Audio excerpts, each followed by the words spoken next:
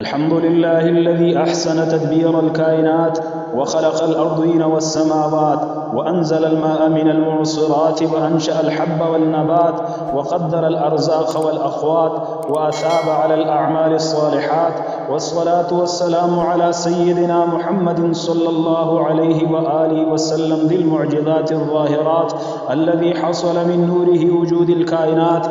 أما بعد، فأعوذ بالله من الشيطان الرجيم. بسم اللہ الرحمن الرحیم۔ فرماتے ہیں ایک مرتبہ حضرت عبداللہ بن عمر رضی اللہ عنہ نے جنگل میں پڑاؤ ڈالا۔ ایک نوجوان اپنی بکریوں کو چراتا ہوا قریب سے گزرا۔ آپ رضی اللہ عنہ نے اسے کہا، آؤ بھائی کچھ کھا لو۔ وہ کہنے لگا، انا صائم، کہ میں روزہ دار ہوں۔ جب اس نے یہ بات کہی تو آپ بڑے حیران ہوئے کہ جنگل کی تنہائی ہے اور کوئی دیکھنے والا بھی نہیں، اور یہ نوجوان روزہ رکھے ہوئے ہے اور پھر سخت گرمی میں بکریاں چرا رہا ہے اور کوئی تعریف کرنے والا بھی نہیں۔ آپ رضی اللہ عنہ نے سوچا کہ اس کو ذرا آزمانا چاہیے۔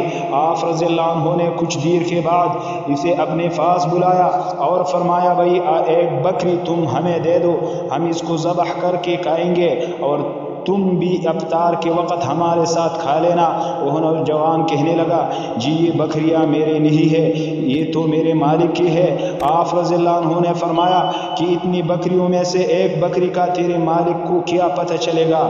جب یہ فرمایا تو کہنے لگا، اگر میرے مالک کو پتہ نہیں چلے گا تو فَأَيْنَ اللَّهُ، تو پھر اللہ کہاں ہے؟ اس کو تو پتہ چل جائے گا۔ آپ رضی اللہ عنہ یہ واقعہ سناتے اور فرماتے کہ اللہ رب العزت نے اس نوجوان کی دل میں کیسا ایمان رکھ دیا تھا کہ وہ جنگل میں بھی کہتا تھا کہ فَأَيْنَ اللَّهُ، کہ پھر اللہ کہاں ہے۔